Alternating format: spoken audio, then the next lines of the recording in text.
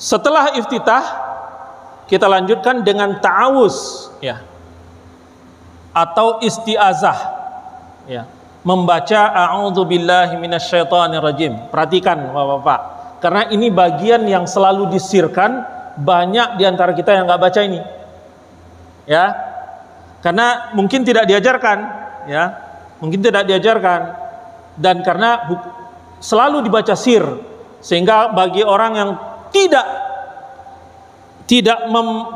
mempelajari fikih, ya, mungkin karena sholatnya hanya mempelajari dari bagaimana melihat imam saja, imam nggak pernah baca nih, tahu sini nggak pernah kedengaran bacanya, karena bacanya sir, baik sholatnya sholat sir, baik maupun sholatnya sholat jahar. Tapi di dalam fikih disebutkan bahwa ta'awuz itu dibaca, ya. Dalilnya adalah surah An-Nahl ayat 98. Fa idza qara'tal Qur'an fasta'id billah minasyaitonir rajim. Dan apabila kalian membaca Al-Qur'an, maka berlindunglah kepada Allah dari setan yang terkutuk, itu dengan membaca ta'awuz, ya. Nah, di dalam fikihnya, ya, mazhab Hanafi dan mazhab Hambali, isti'azah diucapkan pada rakaat pertama saja dengan pelan, ya. Di dalam mazhab Hanafi dan Hambali, a'udzubillah itu atau isti'azah itu diucapkan pada rakaat pertama saja dengan pelan, jadi sir. Jadi walaupun sholatnya sholat jahar ataupun sholat sir, maka bacaan isti'azahnya dengan sir. Di dalam mazhab Syafi'i, isti'azah diucapkan secara perlahan pada sebelum membaca Al-Fatihah pada setiap rakaat. Bedanya di situ, ya. Kalau Hanafi dan Hambali, isti'azahnya dibaca satu kali saja pada rakaat pertama dengan pelan. Jadi karena Al-Fatihah itu termasuk dari surat, maka di dalam mazhab Hanafi dan Hambali, isti'azahnya dibaca sebelum membaca Al-Fatihah. Jadi Allahu Akbar, setelah baca iftitah, dia baca a'udzubillahi minasyaitonirrajim, hanya pada rakaat pertama saja, ya. Tetapi di dalam mazhab Syafi'i, setiap rakaat sebelum membaca Al-Fatihah dibaca dulu a'udzubillahi minasyaitonirrajim. Bedanya di sana, ya. Tapi tiga mazhab ini mengatakan bahwa isti'azah dibaca, ya. Di dalam mazhab Maliki ini berbeda, ya. Di dalam mazhab Maliki ini berbeda. Maliki mengatakan makruh membaca isti'azah dalam sholat fardu, tapi dalam sholat sunnah sir diperbolehkan, ya. Bedanya, mazhab Maliki mengatakan untuk sholat fardu makruh hukumnya membaca isti'azah, tapi kalau sholatnya adalah sholat sunnah sir diperbolehkan, ya, diperbolehkan membaca isti'azah. Tapi kalau untuk sholat fardu dimakruhkan oleh mazhab Maliki.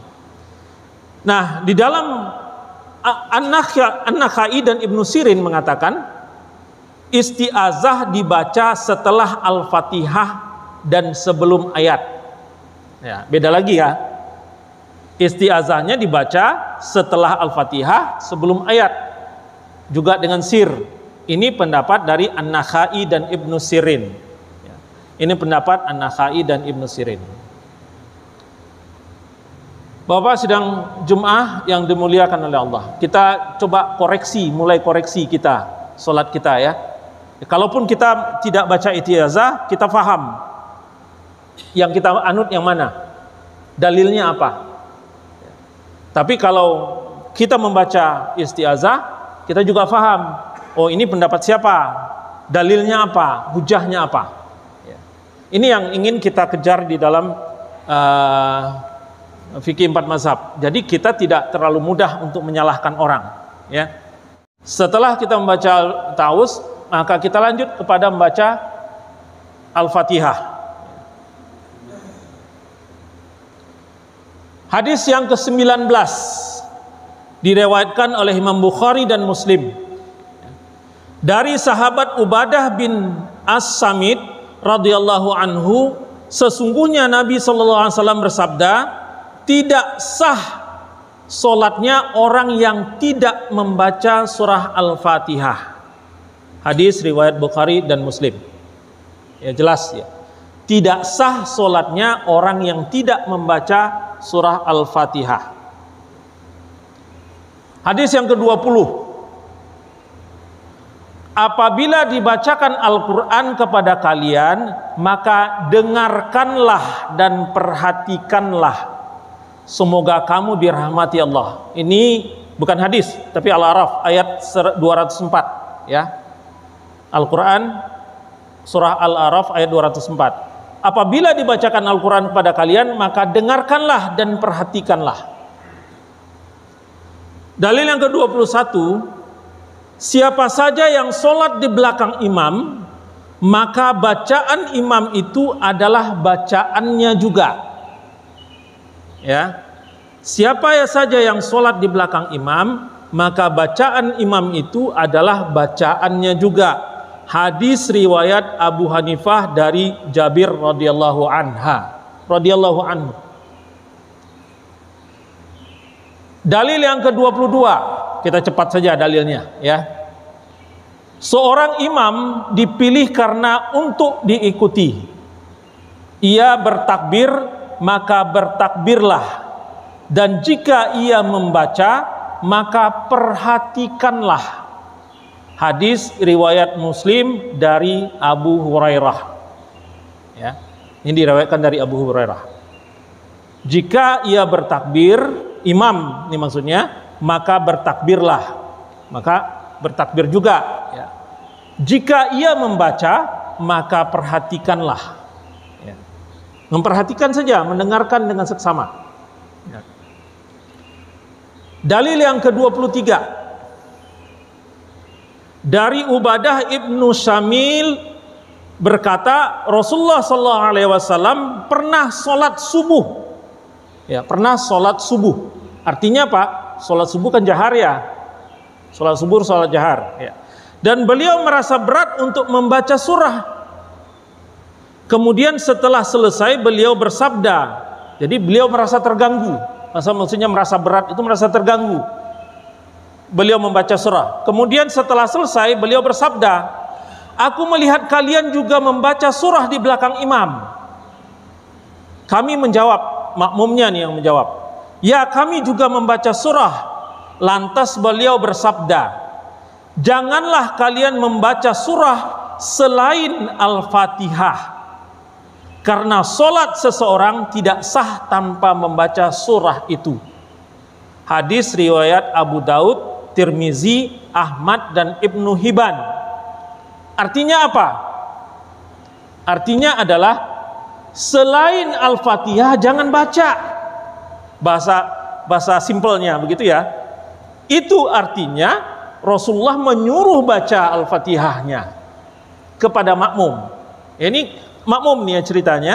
Kepada makmum berarti disuruh baca Al-Fatihahnya dengan hadis ini ya. Nah, ini ada 19, 20, 21, 22, 23, ada 5 hadis. Bertentangan nih. Terlihat bertentangan, bukan bertentangan ya, tapi terlihat seperti bertentangan. Hadis yang 19, dalil yang ke-19 dan dalil yang ke-23 nyuruh baca makmumnya. Tapi dalil yang 20, 21, 22 cenderung mengatakan untuk tidak baca makmumnya. Ya. Dengarkanlah dan perhatikan. Cuma yang harus kita perhatikan dengan jeli adalah hadis 20, 21 dan 22 ini tidak spesifik bicara tentang Al-Fatihah. Iya kan? Hanya menyebutkan bahwa kepada kalian maka dengarkanlah dan perhatikanlah. Apabila dibacakan Al-Quran, ayat ya, surah, dibacakan Al-Quran. 21 juga, bacaan imam itu adalah bacaannya juga. Yang ke-22 jadi katakan adalah jika imam bertakbir maka bertakbirlah, maka jika imam membaca, maka perhatikanlah, juga tidak spesifik menyebutkan itu tentang Al-Fatihah. Tapi hadis yang 19 dan 23, dalil 23 itu spesifik menyebut pada saat membaca Al-Fatihah. Ya. Maka dari situ mazhab-mazhab, para imam mazhab ini sepakat tentang beberapa hal tentang Al-Fatihah ini. Ya. Yang pertama adalah keempat imam mazhab ini yang disepakati dulu ya, keempat imam mazhab ya. Keempat imam mazhab sepakat wajib bagi imam dan munfarid pada 2 rakaat pertama. Jadi keempat imam mazhab ini satu pendapatnya, tidak terpecah. Untuk 2 rakaat pertama bagi imam dan munfarid, imam ya, munfarid yang sholat sendiri, tidak berjamaah, ya, maka wajib hukumnya membaca Al-Fatihah. Ya, jadi itu ada kondisi ya. Yang pertama adalah 2 rakaat pertama, kemudian ini untuk imam dan munfarid, maka hukumnya wajib. Artinya apa? Artinya ada perbedaan pada rakaat selain daripada 2 rakaat pertama. Rakaat ketiga untuk sholat maghrib, untuk sholat zuhur dan asar dan isya dan maghrib, rakaat ketiga dan keempat. Ya. Bagaimana untuk rakaat yang lain? Ya. Nah, untuk rakaat yang lain ada sedikit perbedaan pendapat dari keempat imam mazhab. Di dalam mazhab Syafi'i dan Hambali menyatakan wajib setiap sholat fardu. Ya. Jadi wajib setiap sholat fardu, setiap rakaat apapun, mau rakaat ketiga, mau rakaat keempat, atau mau rakaat pertama, rakaat kedua, hukumnya wajib. Ya. Untuk sholat fardu, ya, untuk sholat fardu. Ini ya rakaat yang lain ya. Kemudian di dalam mazhab Hanafi menyatakan tidak wajib, hanya sunnah. Jadi rakaat ketiga dan rakaat keempat hukumnya hanya sunnah, nggak jatuh wajib. Ya, untuk imam dan munfarid tadi. Untuk imam dan munfarid tadi. Mazhab Maliki mengatakan wajib, namun jika tertinggal cukuplah dengan sujud sahwi saja. Mulai bingung Pak? Kalau bingung pegangan ya Pak ya. Pegangannya sama yang kuat pegangannya. Jadi jangan sama ustadz pegangannya, langsung pegangannya sama imam mazhab ya. Jadi jangan apa kata ustadz. Kata ustadz berbeda-beda. Ustadz A bilang begini, ustadz B bilang begini, ustadz C bilang begini ya. Jadi kalau bingung pegangan, ini akan banyak nih hadis-hadis yang kelihatan berbeda ya. Kalau bingung pegangannya sama. Kalau orang kelelep gitu ya, helep itu kan, dia akan cari pegangan. Nah, pilih pegangannya yang kuat, milihnya.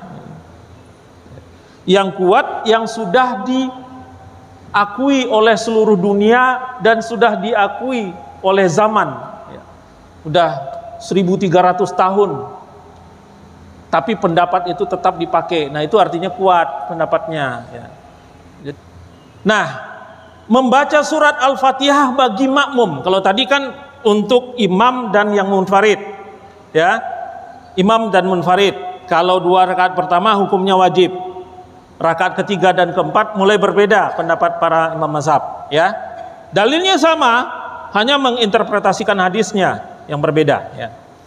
Nah, di dalam mazhab Syafi'i bagi makmum, ya, wajib membaca surat Al-Fatihah baik sholat jahar ataupun sir. Makmum nih, kita cerita sekarang makmum. Cerita imam dan munfarid sudah selesai tadi. Sekarang bagi makmum. Bagi makmum wajib hukumnya membaca surah Al-Fatihah bagi baik sholat jahar ataupun sholat sir. Dalilnya adalah hujah nomor 19 dan nomor 23 tadi. Ya. Dalilnya adalah hujah nomor 19 dan nomor 23. Jadi bagi makmum mau sholat berapapun rakaatnya membaca Al-Fatihah hukumnya wajib. Ini dalam mazhab Syafi'i, ya.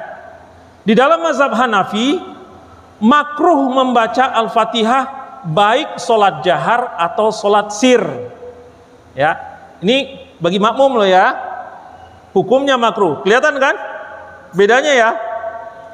Yang satu katakan wajib, yang satu lagi mengatakan makruh hukumnya. Ini dalam mazhab Hanafi. Dalilnya apa? Dalilnya adalah dalil nomor 20, 21 dan 22 tadi. Ya.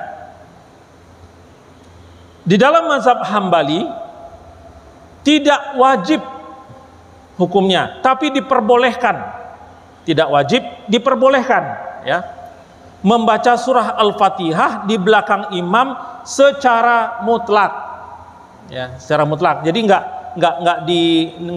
dikasuskan rakaat pertama, rakaat kedua, atau rakaat ketiga, rakaat keempat, tapi secara mutlak seluruhnya, ya. Tidak wajib, tapi diperbolehkan untuk membaca surah Al-Fatihah di belakang imam secara mutlak. Dalilnya apa? Sama. Dalilnya adalah hadis 20, 21 dan 22 tadi. Di dalam mazhab Maliki, makmum makruh membaca solat pada solat jahar dan sunnah pada solat sir. Nah, ini Maliki beda lagi, ya. Pada solat jahar itu makmum makruh membacanya, tapi sunnah pada solat-solat sir. Kalau solat sir itu kan imam nggak baca keras, ya, dia baca pelan, maka makmum hukumnya sunnah membaca Al-Fatihah. Tapi kalau pada saat imam menjaharkan Al-Fatihahnya, maka makmum itu makruh ikut membaca Al-Fatihah, ya. Ini belum lanjut, ya. Jadi kelihatan ini berbeda. Bagi Syafi'i itu makmum membaca Al-Fatihah mau rakaat keberapapun. Pertanyaan yang timbul adalah kapan baca Al-Fatihahnya, kan itu ya pasti. Kapan baca Al-Fatihahnya? Nah, di sini ada beberapa jalan untuk membaca Al-Fatihahnya. Makanya itu sebabnya sebaiknya di dalam sholat berjamaah imam itu adalah orang yang sudah dikenal, ya. Jadi tidak dianjurkan, walaupun ada kasus-kasus tertentu, ya, tidak dianjurkan orang yang pendatang untuk tiba-tiba ujuk-ujuk maju ke depan karena makmumnya belum hafal nih. Itu sebaiknya makmum imam itu adalah orang yang mukim di situ. Jadi makmum sudah tahu nih, ini imam pasti nih, begitu dia Allahu Akbar, dia baca Al-Fatihah langsung. Nah, kapan makmumnya? Makmum yang bermazhab Syafi'i harus tahu kapan membacanya, ya. Ada beberapa cara. Jadi kalau imam itu diam dan dia tahu bahwa imam itu diam dulu sebelum membaca Al-Fatihah, maka dia baca sebelum membaca Al-Fatihah itu. Atau imam itu memberikan kesempatan setelah dia membaca Al-Fatihah, sebelum dia masuk ke dalam membaca ayat, dia diam dulu, ya, dia diam dulu. Pada kesempatan itulah si makmum membaca Al-Fatihah, ya. Jadi imamnya juga harus dipelajari, makmum juga harus mempelajari, mengenali imamnya. Kemudian ada juga imam yang begitu Allahu Akbar dia baca Al-Fatihah, kemudian setelah baca Al-Fatihah dia langsung baca ayat. Nggak ada kesempatan makmum untuk membaca Al-Fatihah. Maka makmum itu membaca Al-Fatihah di sela-sela imam berhenti membaca Al-Fatihah. Misalkan Bismillahirrahmanirrahim, dia berhenti, pada saat itulah makmum membaca Bismillahirrahmanirrahim. Tapi jangan jahar, ya, jangan keras bacanya, pelan, ya, pelan. Alhamdulillahirabbil alamin. Imamnya diam sebentar, makmumnya membaca Alhamdulillahirabbil alamin. Kenapa?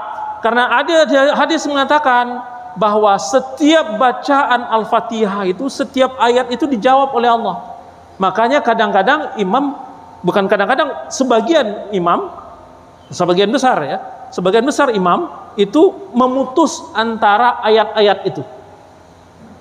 Jadi Alhamdulillahirabbil alamin, dia berharap Allah menjawab bacaan Al-Fatihahnya. Hadis qudsi ya, itu hadis qudsi bahwa Allah menjawab setiap bacaan Al-Fatihah yang dibaca. Sehingga makmum punya kesempatan. Alhamdulillahirabbil alamin. Makmum baca cepat. Alhamdulillahirabbil alamin. Hanya jangan dijaharkan, tapi disirkan bacanya. Nah, bagaimana kalau seandainya makmum nggak baca juga nih, imam nggak berhenti juga nih antara ayat. Udahlah, jadi ini kelas imam ini nih, pembalap Rossi nih. Allahu Akbar, langsung baca Al-Fatihah. Setelah baca Al-Fatihah, Al-Fatihahnya juga ngebut. Artinya nggak diputus-putus, nggak diam di antara ayat. Setelah baca Al-Fatihah, langsung baca ayat, nggak berhenti dulu. Nah, makmum mengikuti bacaan imam Al-Fatihahnya. Jadi bukan dilafazkan, tapi pada saat imam membaca Alhamdulillahirabbil alamin, dia di dalam hati mengikuti bacaannya. Dia di dalam hati mengikuti bacaannya. Alhamdulillahirabbil alamin.